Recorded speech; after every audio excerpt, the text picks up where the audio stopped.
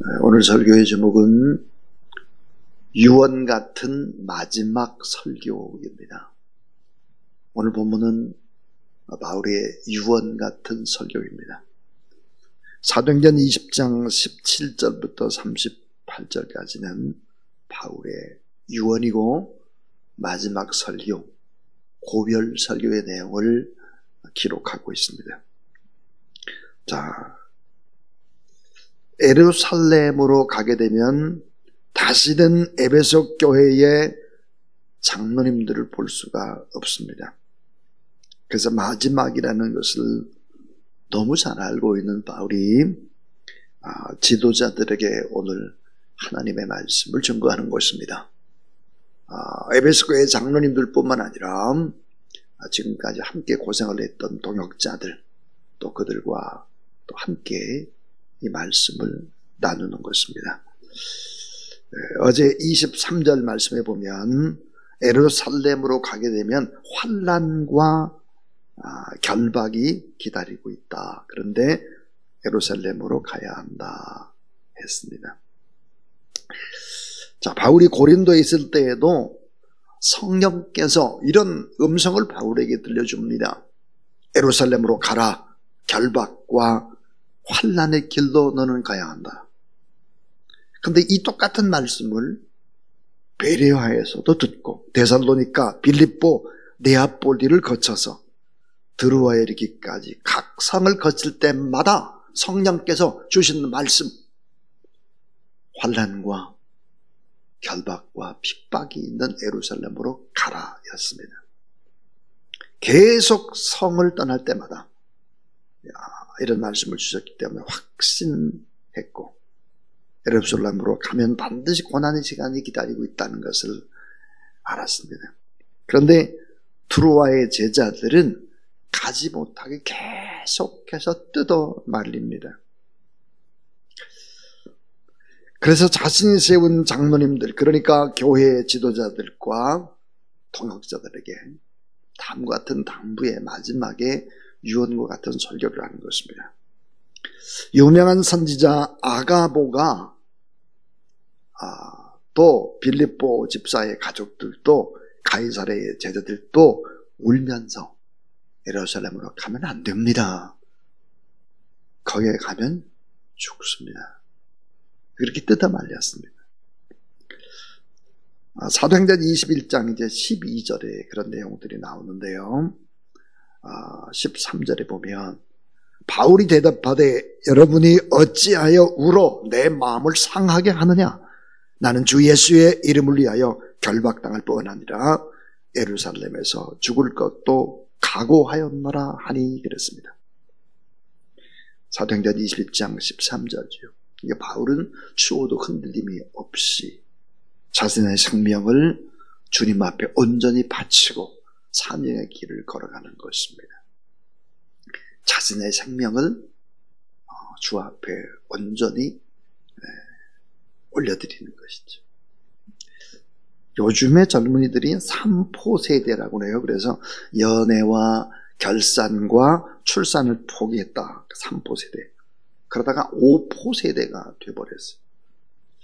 연애, 결혼, 출산 플러스 인간관계를 포기하고 집도 포기한다. 그래서 5포 세대. 요즘 최근에 보니까 7포 세대가 나왔어요. 연애 포기, 결혼 포기, 출산 포기, 인간관계 포기, 집 포기. 뭘 또 포기했느냐? 꿈을 포기, 희망 포기.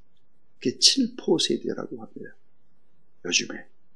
그래서 많은 젊은이들이 모든 것을 포기하고 살죠. 근데 사도 바울은 자신의 모든 것들을 포기하되 그 모든 것들의 힘들을 다, 자기 생명까지도 다 주님 앞에 바치고 사명의 길로 걸어가는 것입니다. 추호도 흔들림이 없이 생명까지도 복음을 위해서 이 절박한 심정으로 마지막 유언 같은 고별 설교를 합니다. 이 고별 설교 속에는 바울의 목회 철학이 담겨져 있고 동역자들이 똑같이 이렇게 했으면 좋겠다. 또 에베소 교회 장로님들이 이런 삶의 자세로 끝까지 믿음의 길을 경주했으면 좋겠다라고 하는 간절한 바람과 마지막 소원이 바로 응집되어 있는 하나님의 말씀입니다. 자, 오늘 말씀 이 첫 번째 우리가 받을 수 있는 교훈이 있습니다. 그것은 예수님의 피로 사신 교회를 잘 보살펴야 한다 하는 것입니다. 예수님의 피로 사신 교회를 잘 보살펴라. 그래서 옆을 보라며, 옆에. 내 옆에 있는 옆을 보라. 양떼들을 잘 보라 그 말이죠. 자, 28절에 보면 여러분은 자기를 위하여 또는 온 양떼를 위하여 삼가라. 성령이 그들 가운데 여러분을 감독자로 삼고 하나님이 자기 피로 사신 교회를 보살피게 하셨느니라. 자, 감독자로 삼았다 그랬어요. 이 감독자라는 말이 헬라어로 코포스라는 말인데 관리자, 보호자, 청지기 그 말입니다. 주인이 아니. 자, 관리자, 보호자, 청지기다 그랬습니다. 주인은 여호와 하나님, 교회의 주인은 예수 그리스도다. 자, 이 자기 피로 사신 교회, 바울이 떠나게 되면은 교회에는 두 가지 공격이 있을 것이다. 하나는 밖으로부터 오는 공격, 또 하나는 안에서 일어나는 공격이 있을 것이다 그랬습니다. 29절에 보면 밖에서 공격하는 세력이 있다. 사나운 이리떼들이 들어와가지고 양떼들을 공격할 것이다. 이단과 거짓 선지자가 밖에서 공격해서 안으로 들어올 것이다. 30절에 보니까 이번에는 안에서 공격을 합니다. 교회 안에서. 어떻게 자기 유익을 꾀하려고 교인들을 미혹하고 흔들어 놓고 어그러진 말을 퍼뜨린다는 거예요. 잘못된 말. 여러분, 교회만큼 말을 막 자유롭게 하는 것이 없어요. 그래서 보면 또 많은 상처들이 있는 것이 교회이기도 합니다. 말 퍼뜨리는 자들이 있을 것이다. 왜곡된 말로 분열시키는 자들이 분명히 나타날 것이다. 교회의 양떼들을 잘 보호를 해야 된다. 그런데 어떻게 보호를 해야 되겠느냐? 그것은 바로 31절입니다. 31절. 그러므로 그렇습니다. 안팎으로 공격이 있을 텐데 그러므로 여러분이 읽게요. 내가 3년이나 밤낮 쉬지 않고 눈물로 각 사람을 훈계하던 것을 기억하라 그랬습니다. 눈물로 훈계했다. 말씀으로 훈계했다. 그래서 이 첫 번째 간절한 설교의 핵심이 뭘까? 예수님의 피로 사신 교회를 잘 보살펴라. 옆을 잘 보라 하는 거예요. 두 번째는 말씀의 능력을 믿고 말씀 앞에 온전히 의탁하라 하는 것입니다. 그러니까 위를 보라는 게 위. 하나님께 주시는 위에 말씀을 붙잡지 않으면 안 된다 하는 것입니다. 말씀의 능력을 믿고 말씀 앞에 온전히 의탁하라 하는 거예요. 지도자의 눈은 하늘을 향해서 하나님의 말씀을 붙잡아야 된다. 위를 봐야 된다는 거죠. 자, 주님의 말씀에 자신의 삶을 온전히 의탁하는 사람만 말씀으로 다른 사람을 권면할 수 있는 것입니다. 자, 오늘 32절이 요절이라고 했는데요. 너무 중요한 말씀입니다. 지금 내가 여러분을 주와 및 은혜의 말씀께 부탁하노니, 참 놀라운 말씀이죠. 지금 내가 여러분을 우리 주님께 부탁한다. 또 말씀 앞에 부탁한다 그랬습니다. 인간에게 부탁하는 게 아니에요. 주와 및 그 은혜의 말씀께 부탁한다 그랬습니다. 여러분, 주님의 말씀, 이 말씀이, 은혜의 말씀이 정말 어떤 능력을 가지고 있는가? 오늘 본문은 5개의 능력을 가지고 있습니다. 말씀의 능력 5가지, 이 확신을 가져라. 위를 바라보고 이 말씀을 붙잡고 있어야 그 말씀을 붙잡고 의탁하며 살아가야 이 말씀으로 다른 사람을 권면할 수 있다. 그 말씀의 능력 5가지가 뭐겠나? 그 하나가 은혜의 말씀이다. 말씀은 은혜의 말씀. 여러분들 은혜 중에 은혜, 말씀 중에 말씀이 누구입니까? 예수 그리스도입니다. 성육신하신 은혜의 말씀. 두 번째는 능력의 말씀 그렇습니다. 능히 그랬어요. 능력의 말씀이다. 하나님의 말씀을 가까이 해봐라. 사람이 바뀌고 말씀이 결국은 교회를 이끌어가게 된다. 그래서 은혜의 말씀, 능력의 말씀. 그 다음에 세 번째는 든든히 세워주는 말씀이에요. 든든히 세워져요. 성장하는 것입니다. 든든히 세우사. 이 세우사라는 영어를 보니까 build 그랬습니다. build. 그러니까 성장하는 것이죠. 말씀의 능력이 뭡니까? 은혜의 말씀, 능력의 말씀, 든든히 세워지는 사람을 성장시키는 말씀이다. 그 다음 네 번째는 거룩하게 하는 말씀이다. 거룩하게. 사람을 거룩하게 성숙시키는 능력이 하나님의 말씀이다. 다섯 번째 아주 중요한 맨 마지막 32절에 보면 능히 든든히 세우사 거룩하게 하심을 입은 모든 자 가운데 기업이 있게 하시리라 그랬습니다. 여러분 따라하세요. 기업이 있게 하시리라. 기업이 뭘까? 기업. 네? 기업이 뭘까? 영어로 보면 inheritance 그랬습니다. inheritance. 이게 뭘까요? 상속받을 재산입니다. 상속받을 재산. 그러니까 유산 상속이에요.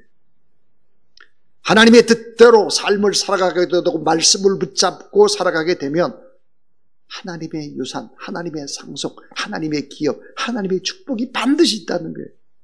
반드시.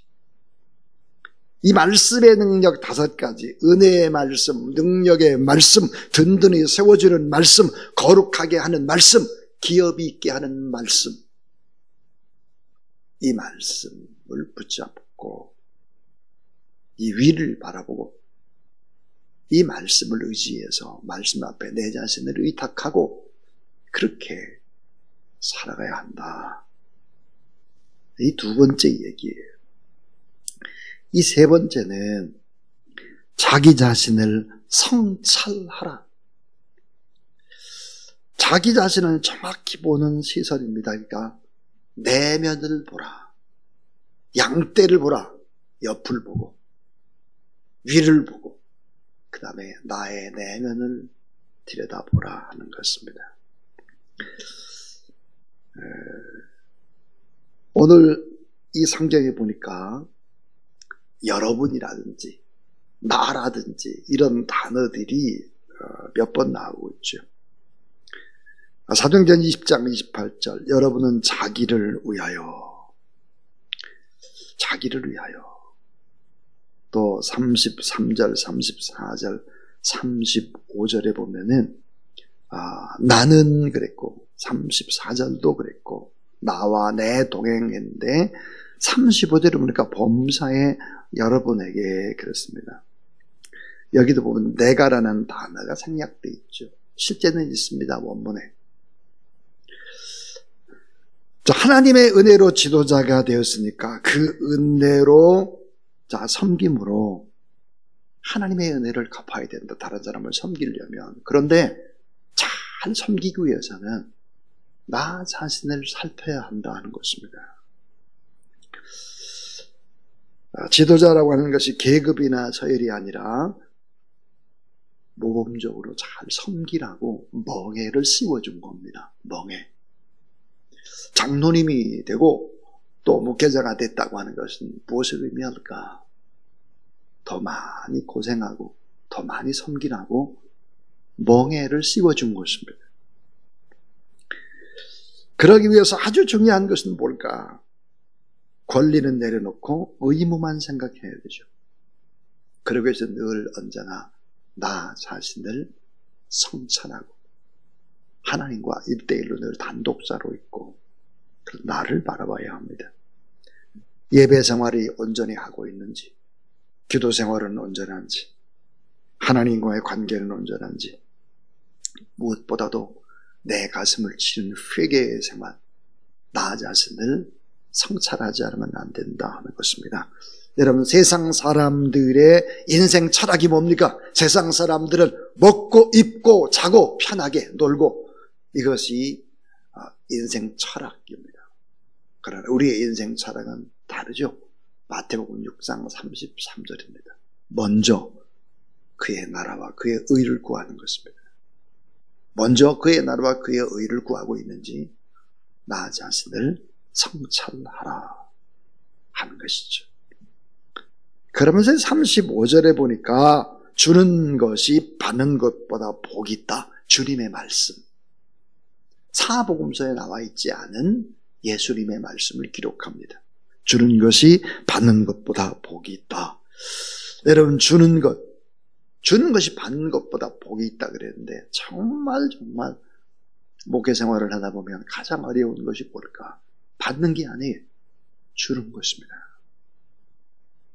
이 베풀 때는 정말 그의 눈높이, 그의 사정, 그의 자존심 같은 것이 건드리는 법이 아니라 오히려 주는 사람이 미안해하면서 하나님 앞에 또 사람 앞에 그렇게 줘야 하기 때문에 주는 것이 너무 어려운 거죠.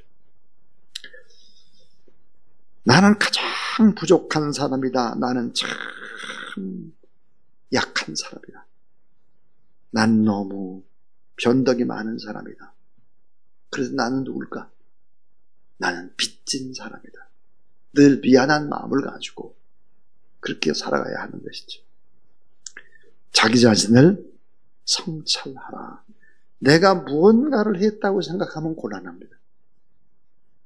내가 이렇게 했는데 말도 안 되는 소리죠. 받은 것이 많아요. 훨씬 더 은혜가 더 많아요. 자기 자신을 성찰하라. 마지막 네 번째는 작별은 따뜻하게 하라입니다. 작별은 따뜻하게 하라. 오늘 사도행전 20장 36절부터 37절에 보니까 설교를 다 마쳤습니다. 그리고 이 말을 한 후에 무릎을 꿇고 모든 사람들과 함께, 그러니까 에베소 교회 장로님들 뿐만 아니라 바울과 함께 했던 동행하는 사람들, 그들과 함께 기도했습니다. 다 크게 울며 바울의 목을 안고 입을 맞췄다. 그리고 38절, 다시 그 얼굴을 보지 못하리라 한 말로 말미암아 더 근심하고 배에까지 그를 전송했다. 그랬습니다. 바울이 배 타는 곳까지 와서 막 손을 흔들고 울며 그렇게 이제 마지막을 보내고 있습니다. 얼마나 감동적인 장면입니까? 얼마나 아름다운 모습입니까? 자, 이 같은 이별을 준비해야 하는 것입니다. 아름다운 이별을 준비하는 것이 인생이죠. 인생. 우리 장례식장에 가보면 이분은 어떤 인생을 살았나 주변을 휘 둘러보면 알 수 있습니다. 인생이란 어떻게 떠나야 될까? 다시 만날 수 있는 헤어짐도 있지만 다시 만날 수 없는 그런 고별도 있죠. 영원한 이별도 있습니다. 목 놓아 또 울 때도 있고 너무 섭섭해서 울 때도 있고 이런 것들이 섞여 있는 것이 인생입니다. 그러나 아주 중요한 것입니다. 그것이 뭘까? 만남도 헤어짐도 그 속에 예수 그리스도가 있다는 것이죠. 이 만남도 헤어짐도 그 속에 예수 그리스도가 있다면 우리는 어떤 사람일까요? 다시 만납니다. 어디서? 천국서.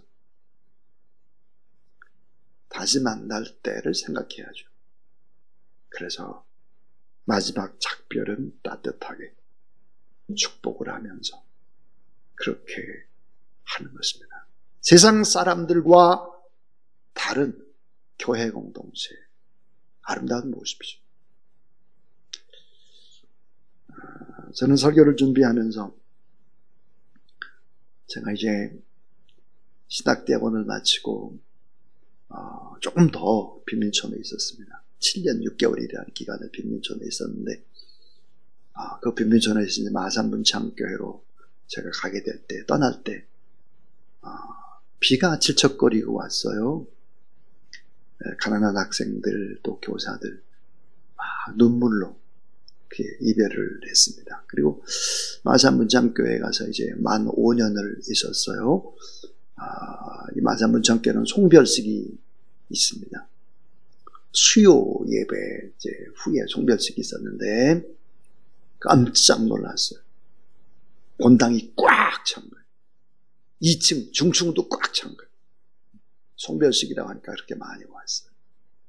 그래서 장로님, 수석 장로님이 사회를 이렇게 보고 이제 그렇게 진행을 하는데 중간에 담임 목사님 어머님, 그러니까 할머님이시죠.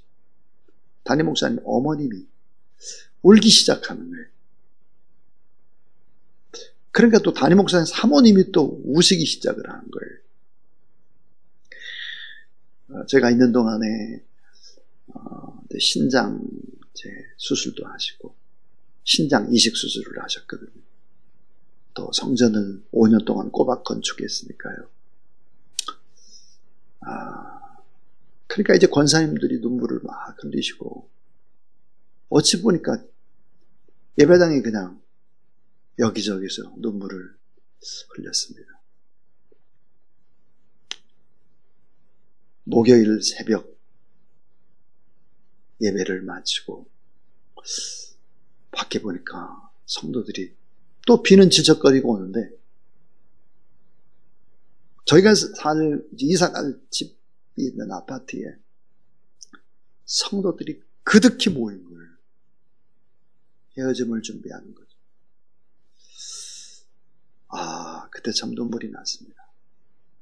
하나님 앞에 이런 기도를 드렸습니다. 다시는 이제 사랑하는 사람들과 헤어지지 않고 끝까지 목회로 완주할 수 있도록 하나님 도와주세요. 그렇게 기도를 했던 기억이 납니다. 벌써 31년이 지났습니다. 사랑하는 여러분, 떠남은 오랜 기억이 남습니다. 너무 매몰찬 떠남, 그런 것들은 되어서는 안 될 것입니다. 우리의 만남과 떠남은 주님이 계시죠. 다시 만납니다. 그러니까 이런 생각들을 가지고 교회 생활을 하고 그렇게 할 것입니다. 자, 오늘 저는 유언 같은 마지막 설교, 그런 제목으로 하나님의 말씀을 전했습니다. 예수님의 피로 사신 교회를 잘 보살펴라. 옆을 보라 그랬어요. 말씀의 능력을 믿고 말씀 앞에 온전히 의탁하라. 위를 보라. 위. 언제나 위를 보지 않으면 안 된다. 우리가 지도자라면 자기 자신을 성찰하라. 자기의 내면을 보라입니다. 그리고 마지막 작별을 따뜻하게 하라. 매몰차게 하지 말아라. 왜? 다시 만나니까. 또 하나님이 다 보고 계시니까. 자, 이런 말씀을 생각하면서 우리 222장 하나님 앞에 찬양 드리겠습니다. 222장.